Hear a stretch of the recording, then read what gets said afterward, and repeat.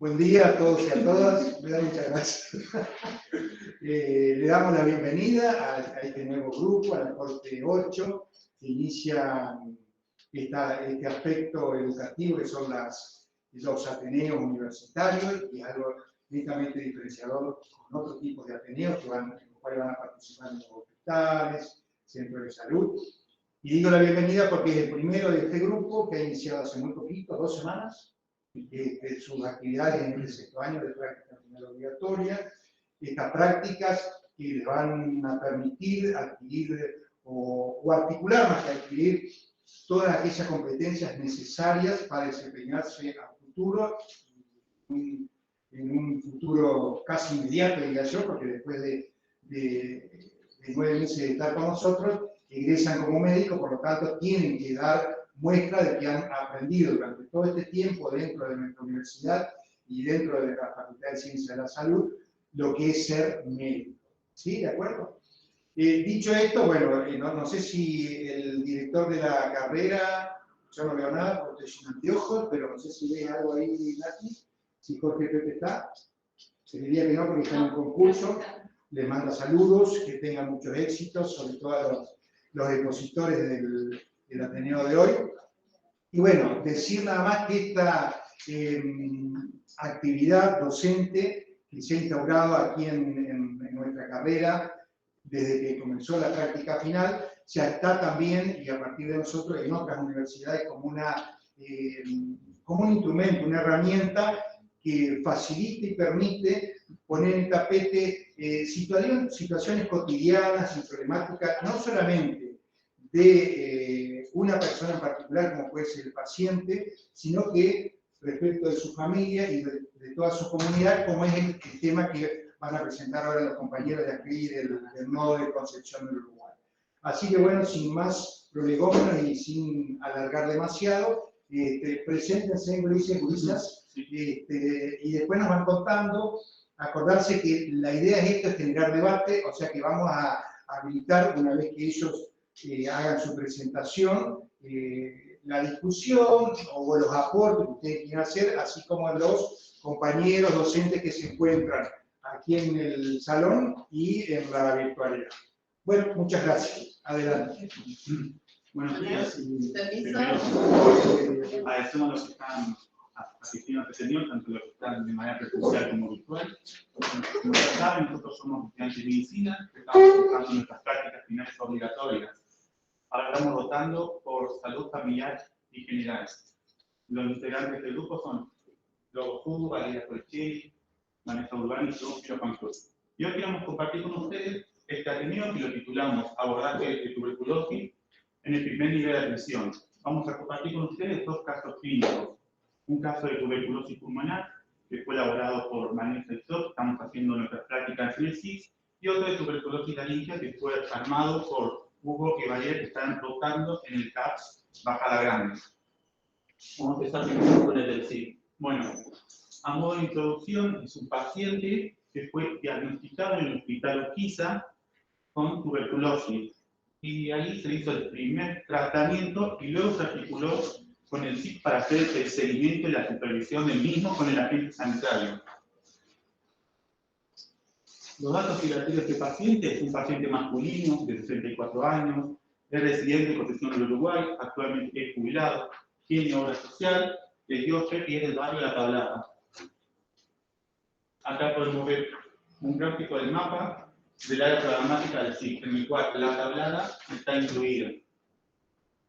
Entre los antecedentes personales relevantes de este paciente es un paciente diabético, tratado con metformina, con muy mala adherencia al tratamiento y que tiene una sola dosis contra el COVID. Con respecto al caminograma, por un lado al paciente de 4 años diabético que está en unión con su esposa, están casados, la esposa tiene 58 años y con ellos conviven 2 chicos de 10 a 15 años, que no son biológicos, pero viven bajo el mismo techo.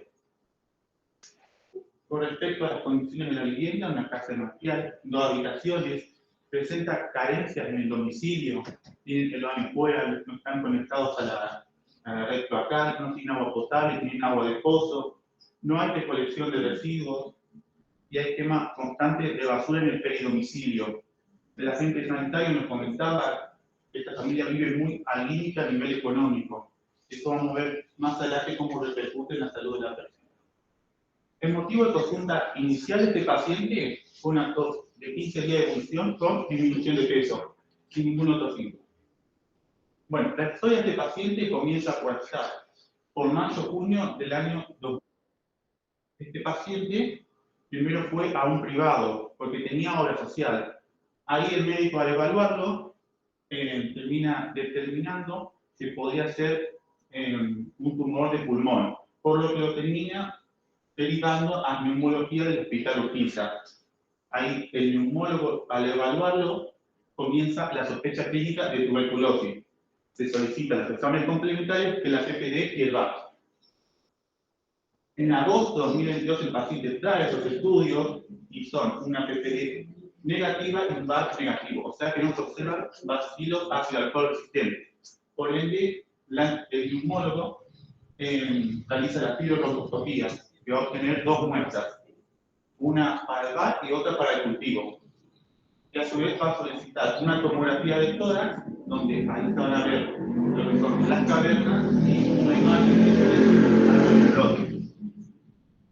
Acá tenemos las imágenes, como nuestro compañero, acá se ven lo que son las cavernas, que es característico de esta enfermedad, y esta parte de acá nos señalaron que es lo que forman como árbol entonces. En diciembre del 2022, el paciente vuelve a la consulta y trae el resultado positivo del cultivo y el informe de la tomografía. Y con eso se decide la internación para iniciar el tratamiento antituberculoso e iniciar la insulinización, porque este paciente, como dijimos al principio, no tenía bien controlada su diabetes, y para el control evolutivo. Bueno, este es el laboratorio de internación, donde la serie roja está disminuida y lo que destacamos es una glucemia de 479 y una eritrosedimentación muy elevada. En diciembre del 2022, luego de 5 días de internación con una buena evolución, se decide externar al paciente en primera fase de tratamiento, que se va con rifampicina, isoniazida, piracinamida, ethambutol y piroxina.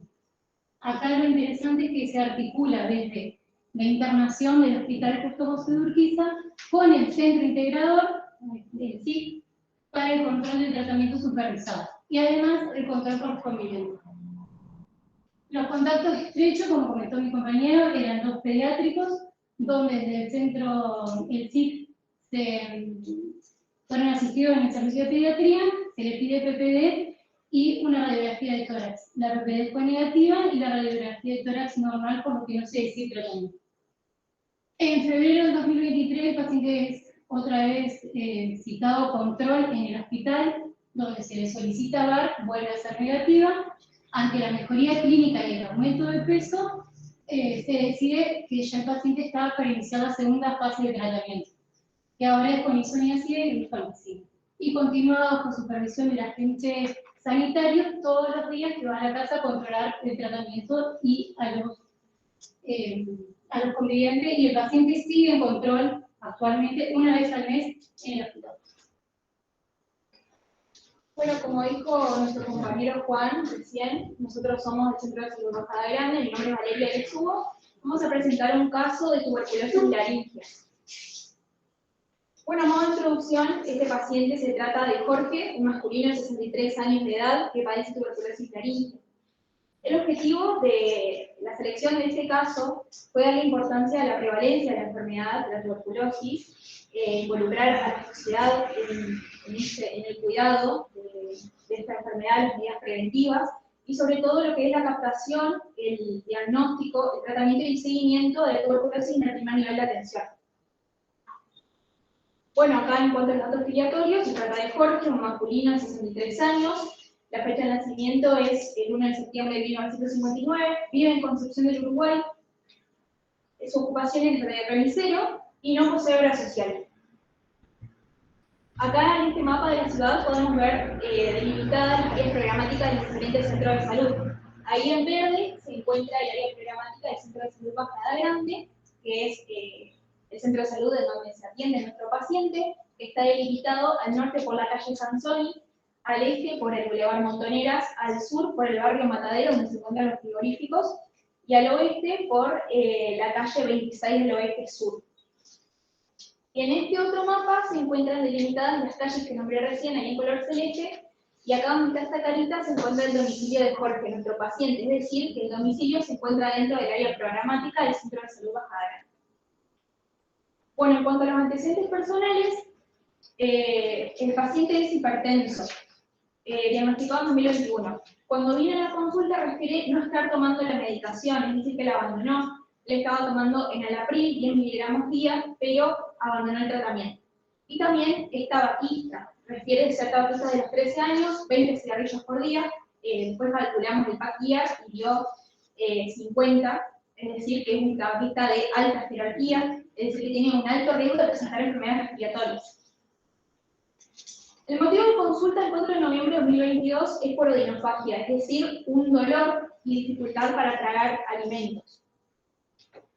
Ese mismo día, el 4 de noviembre de 2022, se presenta al centro de salud refiriendo odinofagia. Al examen físico solamente se presentaron cambios orbitales inflamados, nada más. El examen físico no presentaba particularidades, la mecánica ventilatoria estaba normal, no presentaba esfuerzo respiratorio, la saturación era normal, buena entrada de aire bilateral, nada que nos llame la atención. Se solicitaron estudios de laboratorio, ecografía de cuello por las adenopatías que se palparon en el examen físico, un electrocardiograma y un fondo de ojos debido a que el paciente no estaba tomando la medicación antihipertensiva. Y para el dolor, la dificultad de la dilución, se administró tratamiento analgésico con antiinflamatorios de esteroides. El 30 de noviembre de 2022, prácticamente un mes después, el paciente vuelve a la consulta con el resultado de la ecografía de cuello, que solamente muestra un engrosamiento del tracto superior esofágico.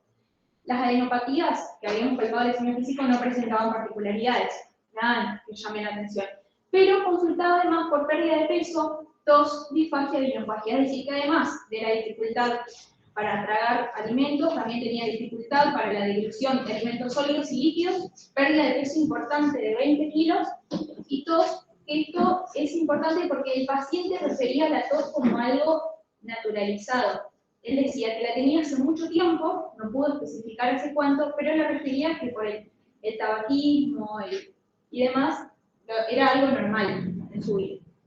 No realizó los estudios de laboratorio solicitados anteriormente, pero se solicita videoendoscopía digestivo alta, una tomografía de macizo facial y cuello y una interconsulta por gastroenterología justamente por estos problemas para la dilución. Además, consejería cesación tabáquica. Eso es importante porque desde la primera consulta se le aconseja al paciente la cesación del hábito tabáquico, dejar el cigarrillo, pero obviamente no resultó efectivo ya que era un tabaquista de alta jerarquía, entonces se vuelve con esta medida y la consejería en cesación tabáquica. Al mismo tiempo se administra tratamiento con amoxicilina y ácido clavulánico, ya que la sospecha diagnóstica era de una bronquitis, y omeprazol y ibuprofeno. El 21 de diciembre de 2022 tenemos los resultados de la tomografía de macizo facial y cuello, que informa una imagen nodular de límites definidos en íntima relación con la cuerda vocal derecha. Ahí ya nos está indicando la localización de la lesión. Se observan imágenes cavitadas de paredes engrosadas en los pulmones, en ambos lóbulos superiores, asociadas a densidades mal definidas y engrosamiento bronquial. Ahí ya aprendemos las alarmas porque tenemos la sospecha diagnóstica de tuberculosis. El 27 de diciembre se solicita radiografía de tórax. Luego, el 1 de febrero de 2023, un tiempo después, el paciente viene a la consulta con el resultado de la videoendoscopía y la biopsia que se había solicitado. La veda informa que en la nariz se observa una lesión exofítica friable, es decir, que se rompe de 2 centímetros aproximadamente, que compromete más de la mitad de la luz de la nariz. Por eso los problemas para la dilución. Lo que es esófago, estómago y duodeno no presentaban particularidades, y la inversión diagnóstica de la veda es lesión orgánica de la laringe.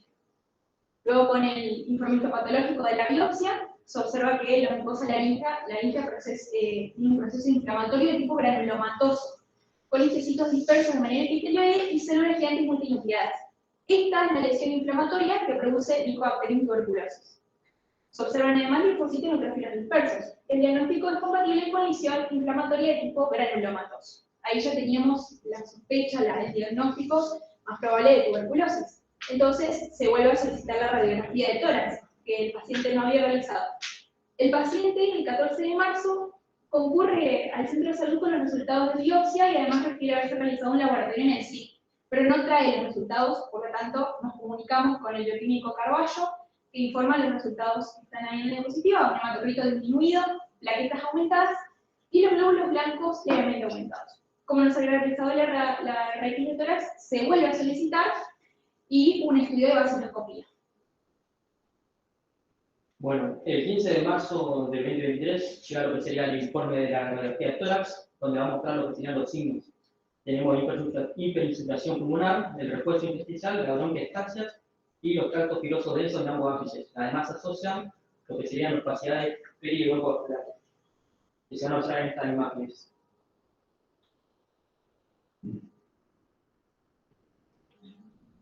A partir de estos hallazgos, lo que se solicitó fue una interconsulta con la neumonóloga, que tuvo turno a partir del 17 de marzo. En ese turno, el paciente no lo que hizo no fue no asistir, por lo cual concurre al otro día al hospital. El 17 de marzo, que fueron 2 días después, llega el resultado de la vaciloscopía, lo cual informa que hay 10 par por campo en 20 campos observados, por lo cual está positivo el estudio para los activos. El 18 de marzo fue cuando Jorge se interna, una vez ya hecho la vaciloscopía, y se inicia lo que sería el tratamiento antivacilar por parte de la neumonóloga. En el examen físico se encontraba ya adelgazado con 20 kilos por menos, hipoventilación generalizada que se asociaba a rombos. Tenía una saturación de 96 y presentaba adenopatía lateral cervical izquierda de consistencia dura elástica, móvil e indolora.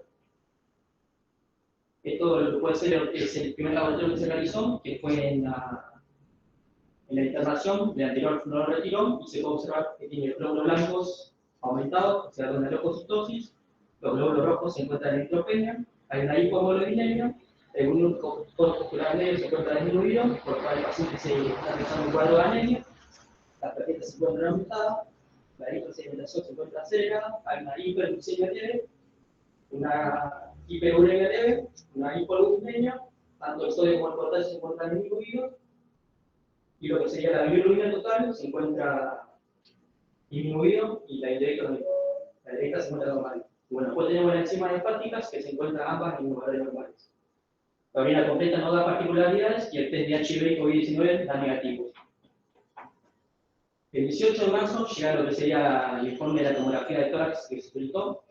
Lo que va a informar es que hay un infiltrado heterogéneo bilateral a predominio del ápice y campo pulmonar medio y que tiene tendencia a la conservación en base izquierda y la presencia de caverna en peribronquial izquierda. Y con esto se llegó a lo que sería el diagnóstico definitivo de la tuberculosis laringia. Antes teníamos diferenciales como la neumonía. Y por último, se implementa lo que sería el tratamiento, que todo transcurre en el mismo día de internación. Acá lo que se realiza es la interconsulta con la neumonóloga, que indica el tratamiento con un cuadro esquema que se utiliza en isoniazida, rifampicina, filacinamida y etambutol. Más lo que sería la piridoxina, 25 miligramos día, sumado al tratamiento de la anemia, un comprimido cada 12 horas. Bueno, ahora venimos con lo que sería la evolución. Después de los 2 días de internación que se le dio al paciente, se hace nuevamente una interconsulta con la neumonóloga, el tratamiento farmacológico que se mantiene, se logra dar el alta al paciente. Pues se encuentra hemodinámicamente estable, saturada al 98% del aire ambiente, y lo que hace bajar grande es realizar la captación del paciente, por medio de las, y se lo cita por medio de los familiares para el control. Luego, esto pasa el 5 de marzo, 2 semanas después, del tratamiento del paciente, se refiere que se encuentra en un peso adecuado, o sea, aumenta de peso. Aumenta 4 kilos, hay buena evolución, y además ya constata que se dejó de fumar.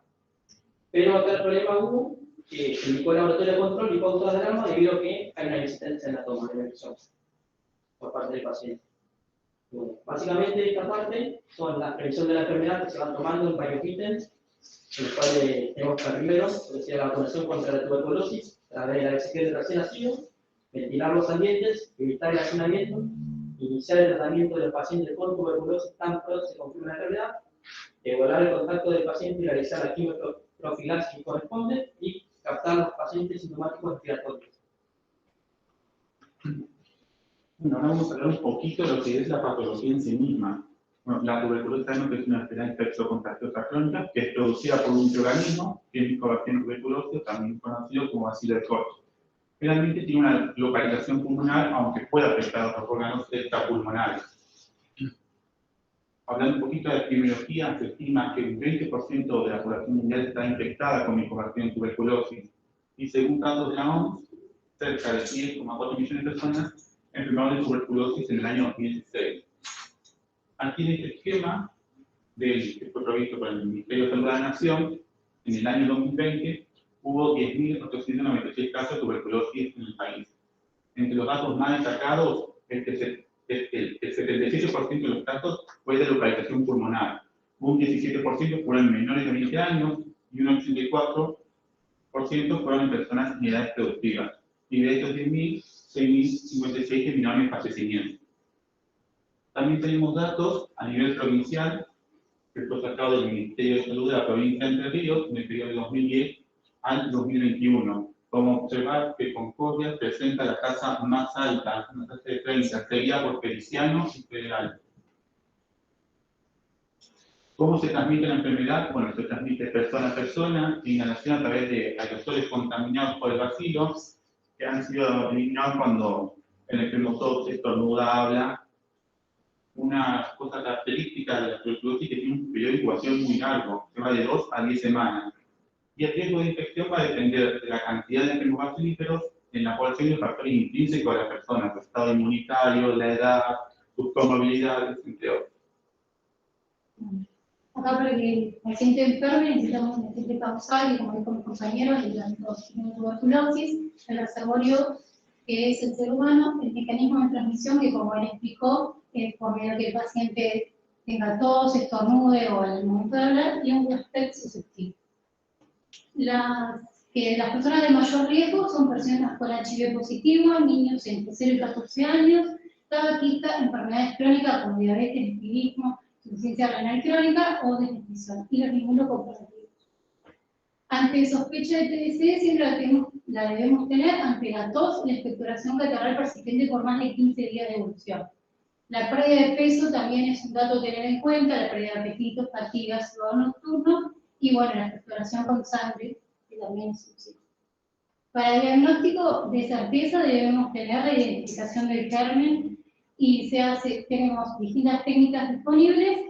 Lo que es el diagnóstico microbiológico es por medio de la vaciloscopía, una PCR cultivo. También está lo que es histopatología, radiografía de tórax, y la prueba de tuberculina, que en realidad no sirve para lo que es un rastreo del paciente. La prueba de tuberculina no nos va a dar si el paciente está enfermo o no, sino que si está infectado.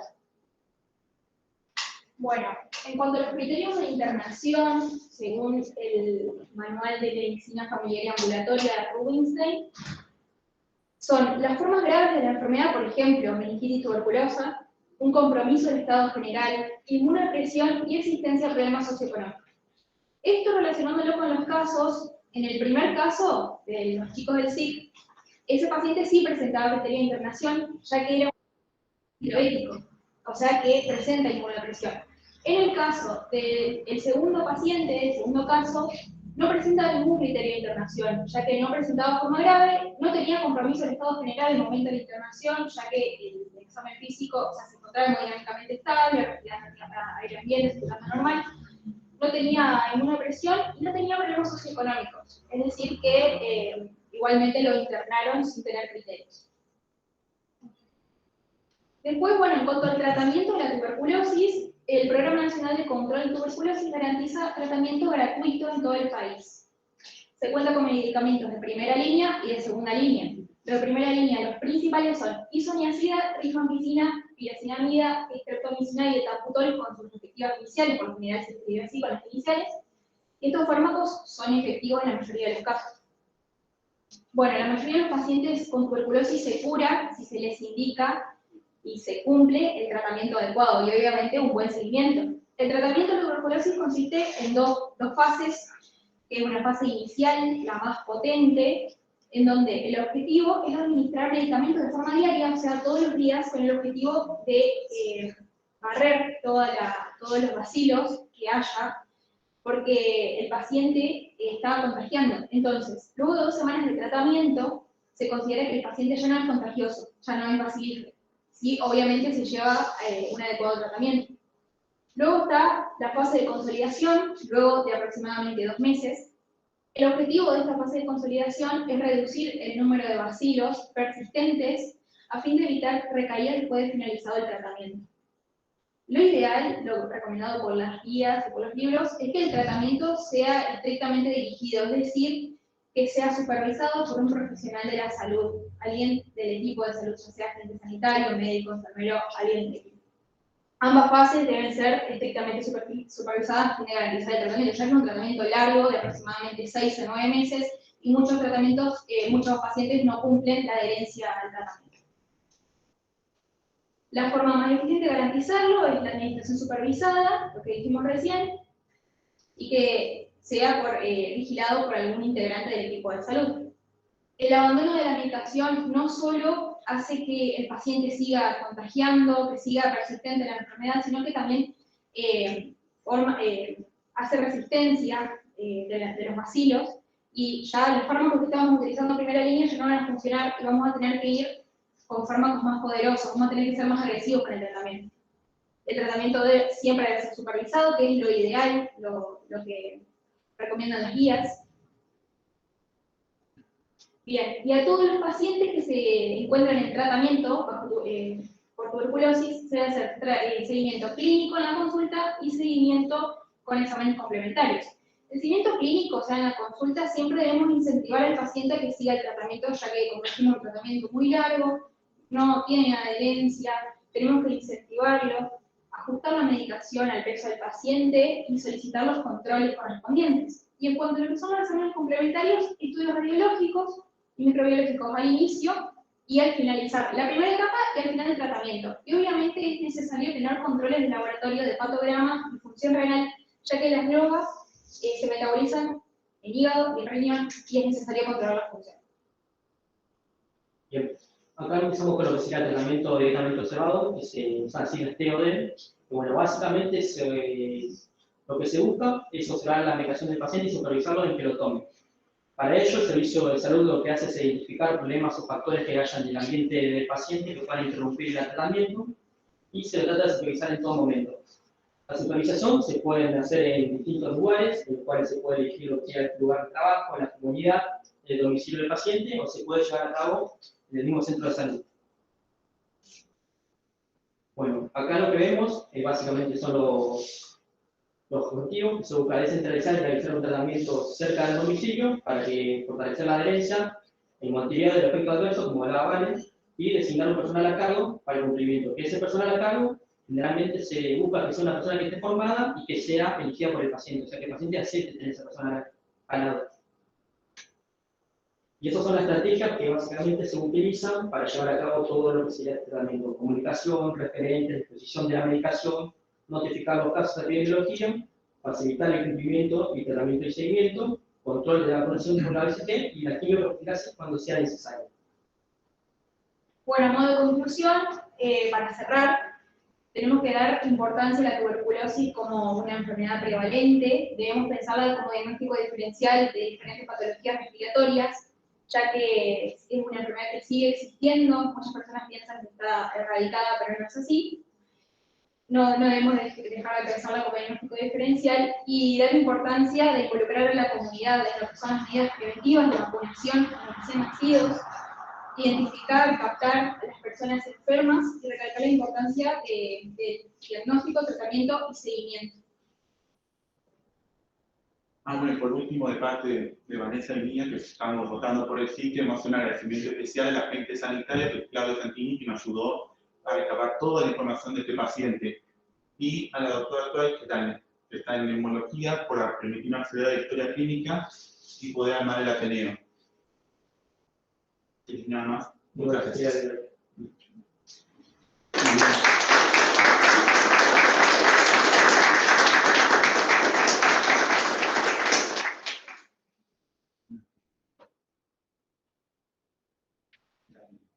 Bueno, la verdad que muy interesante los dos casos que tuvieron los alumnos.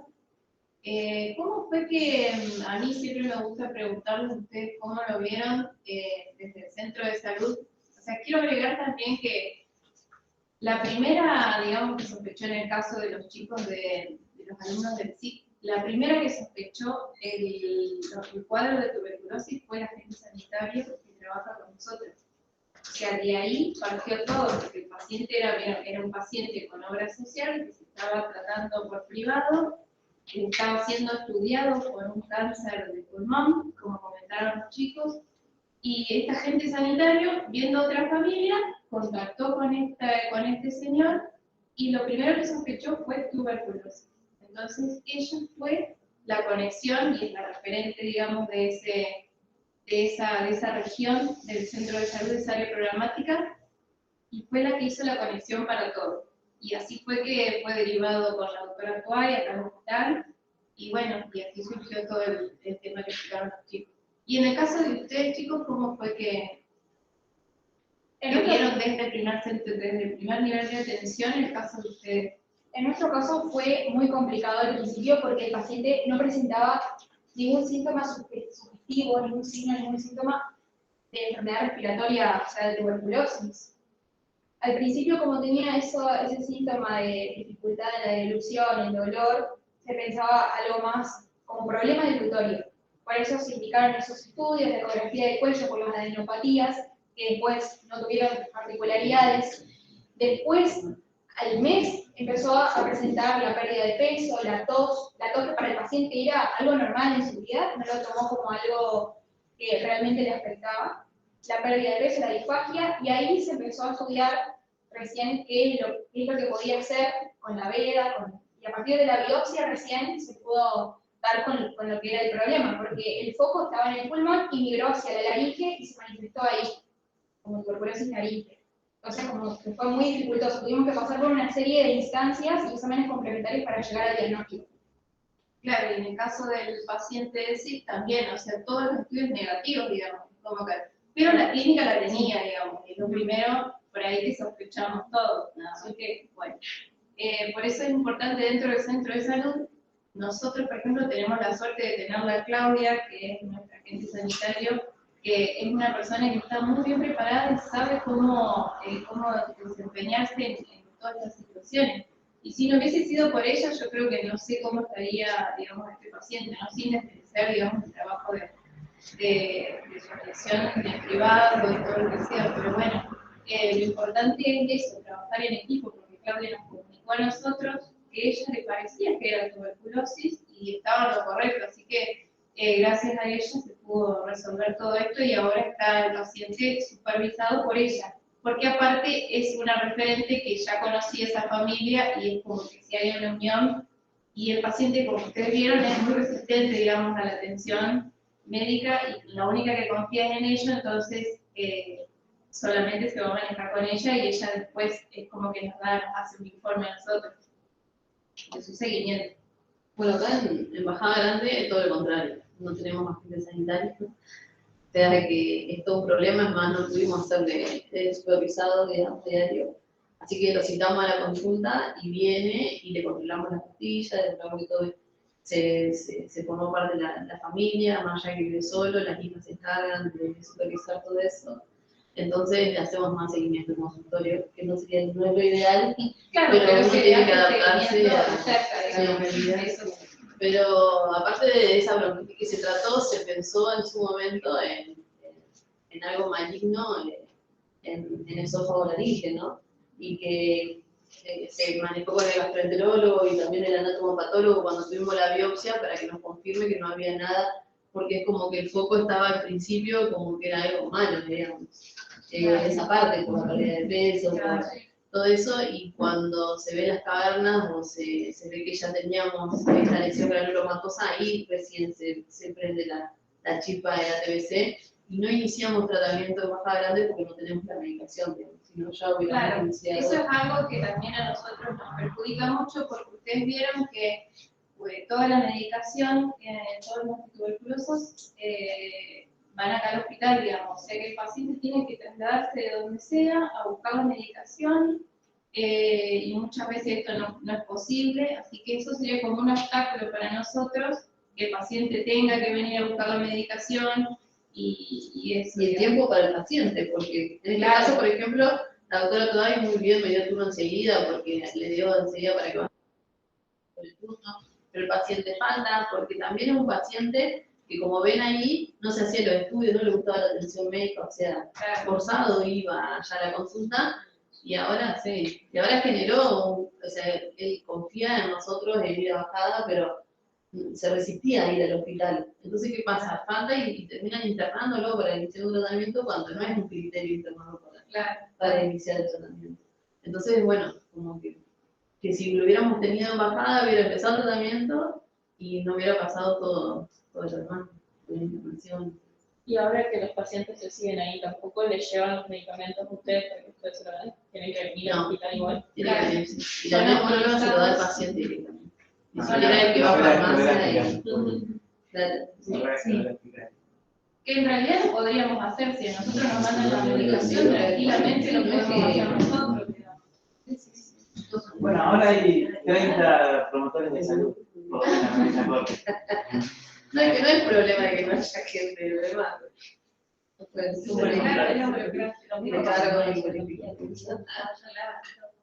Pero no tenemos ninguno, o sea, hay un agente sanitario que está en una suplencia y por eso digo, es más allá de... Tendríamos, pero no tenemos muchos.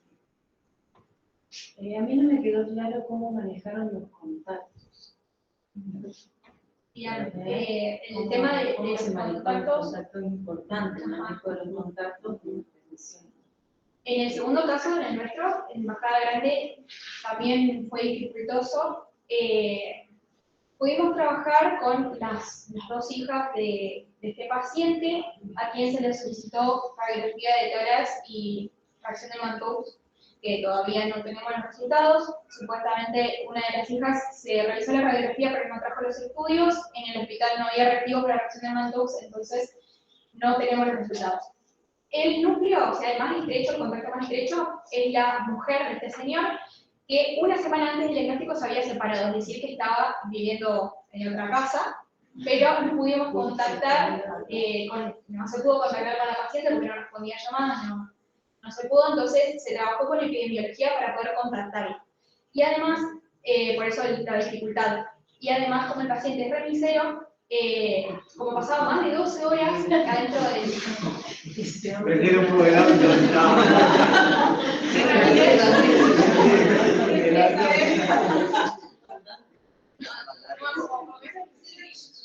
de 12 horas en el auto, obviamente que ese auto quedó contaminado.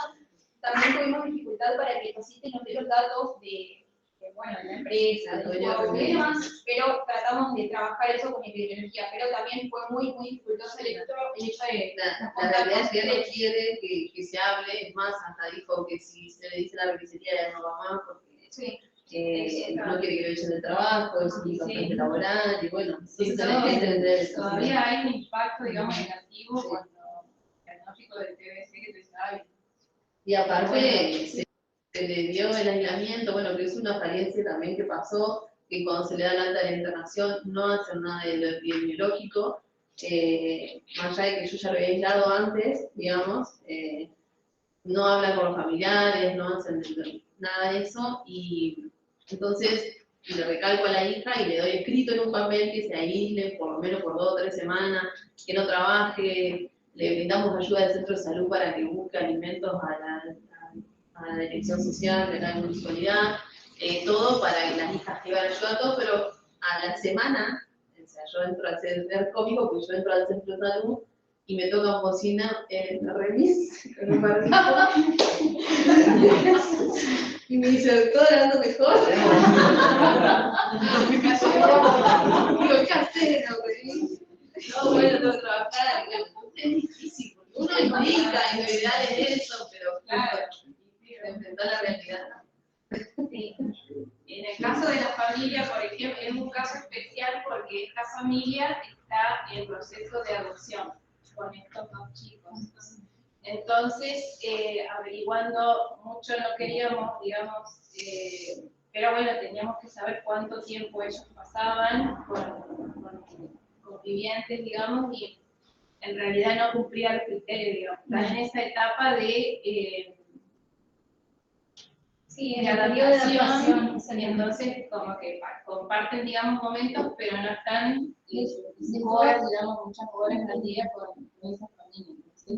De todas formas, fueron estudiados los Fueron primeros estudiados por la pediatra del centro de salud, fueron estudiados y bueno, y ella le está haciendo el seguimiento con todos los estudios. Bueno, y Claudia, que va todos los días a la casa, hace el tratamiento supervisado y también pregunta como síntomas y en general, digamos, en toda la familia. Bien, revalorizar en este caso las acciones y las actividades, además del equipo de salud y la gente sanitaria, ¿no?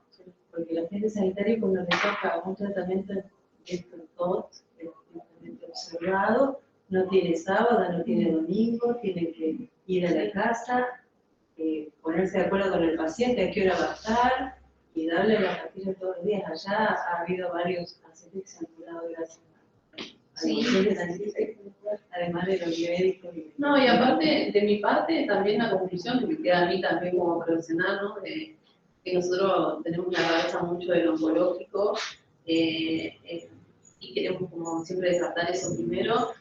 Y este paciente que recalcaba mucho, él lo que más le molestaba era su enofagia y su problema de erucción, digamos. Ese era su foco.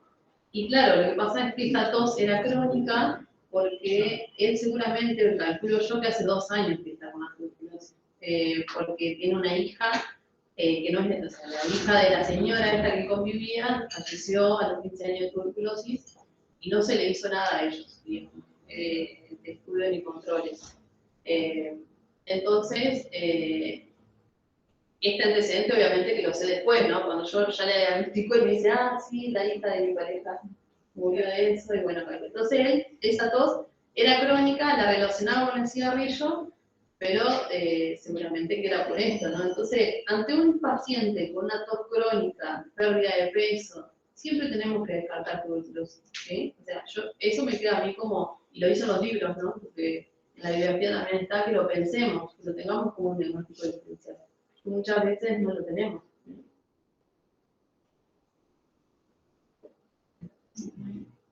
Bien, les voy a hacer una devolución. Muy bueno, primero felicitarlos por el Ateneo, muy buena la presentación y también les toca ser los primeros del aporte, entonces también es todo un desafío a hacer la apertura. Muy buenos los casos y está muy buena la presentación. Yo voy a ir más a lo metodológico, ya que por ahí no se habló. Fíjense para todos también el tema de los objetivos. Planteenlo de inicio porque lo escuchamos ahí entre medio, entonces ahí empecé a entender yo cuál era el hilo común entre un caso y otro y qué es lo que quieren mostrar entre por ejemplo, un lugar de atención y otro, entre las particularidades de un lugar y de otro o de una familia. Entonces, ese camino lo empecé a hacer ya sobre el final, lo cual plantéenselo y cuando escuchen los anteriores de lo demás, estén atentos a eso también. Que el objetivo, si bien los casos están buenos, tiene un objetivo, es como la cancha del deporte que vamos a jugar. Vamos a jugar a esto, bueno, ¿qué cancha? En esta, vamos a ver bajo estas reglas. Entonces, está bueno ahí. Muy buena la georreferencia. No ha habido mucho, al menos que hayan leído. Este es el primero que me acuerdo yo así, con georreferenciamiento. Y una cosa que por ahí no la anotaron y que no se habló tampoco, es que entre las causas, la principal siempre que se nombra es la pobreza. Y no estaba escrita. Y me acuerdo, y viendo y también las cuestiones de la exclusión o de la precariedad. Y me acordé del georreferenciamiento de la última calle. El tipo vive en la última calle, ahí casi sobre el límite del coche. Tiene como cuestiones mucho más sutiles que se pueden ver ahí en eso, así que también recalcar eso, ¿no? Que fuera de la pobreza, la precariedad, la dificultad, las barreras físicas, geográficas, simbólicas que hace que vieron todo. que no quiere que lo sepan el trabajo, todas esas cuestiones hicieron de barrera, así que está muy bueno también para analizar ese caso, muy buena presentación. Muy bien. ¿Alguien más? ¿Algún comentario? ¿Sí? No, hay patologías y sobre todo las patologías sociales que son muy estigmatizadas. Esta creo que es una de ellas y es muy difícil que vos le digas a un paciente, por eso es importante entrenarnos, cómo comunicamos este tipo de noticias. ¿Sí? Lo que decía recién Martín, por ahí esto está muy relacionado, vinculado con la pobreza, que de hecho han aparecido un montón de casos en los últimos tiempos y tiene que ver con una realidad social que nos toca vivir, en particular a los argentinos, pero en general en todo el mundo, una patología, al igual que otras, también verdad, así. Entonces, este tipo de situaciones nos obligan a replantearlo cómo encaramos este tipo de situaciones, y ya no desde una mirada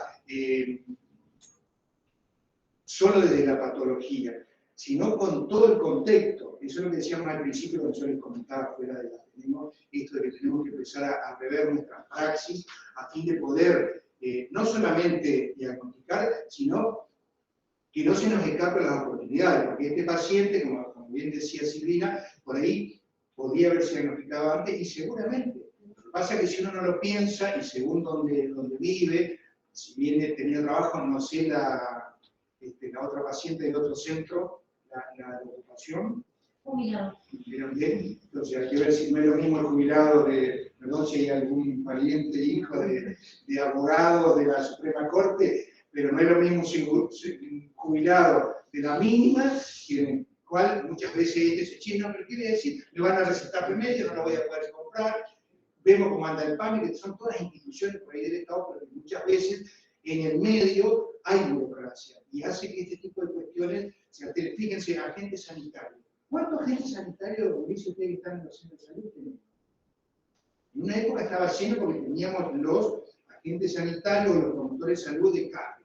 Era un gol de media cancha, hacíamos, no sé, vivíamos felices porque llegábamos a todos los rincones, como este que decía recién, donde vive, donde se está terminando el mapa, más o menos. Y en esa época podíamos trabajar y armar estos equipos, hacer esta educación. Y después de a poquito desaparecieron por decisiones políticas, desaparecieron los promotores de CAPE, nos quedamos con cada vez menos, porque verdad, yo creo que se jubilan los agentes sanitarios y nos vuelven a nombrar. Entonces se hace este tipo de trabajo en territorio o en el área programática.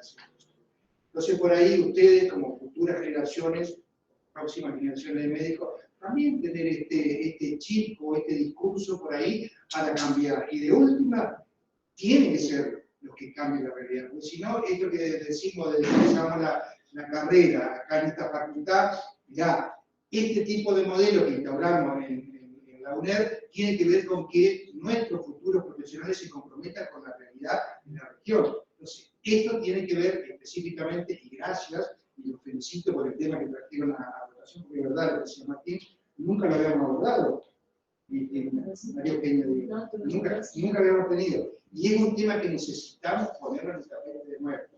¿Sí? Y chequearlo, una prosecita. No importa que me diga, che, ¿este qué tiene? Está fijo con la película, bueno, pero por algún lado. Así que bueno. Me gustó mucho la presentación, esto de poder engarzar, si se quiere, los dos casos de dos centros diferentes, uno municipal y otro provincial, así que muy lindo, muy bien. Muy bien.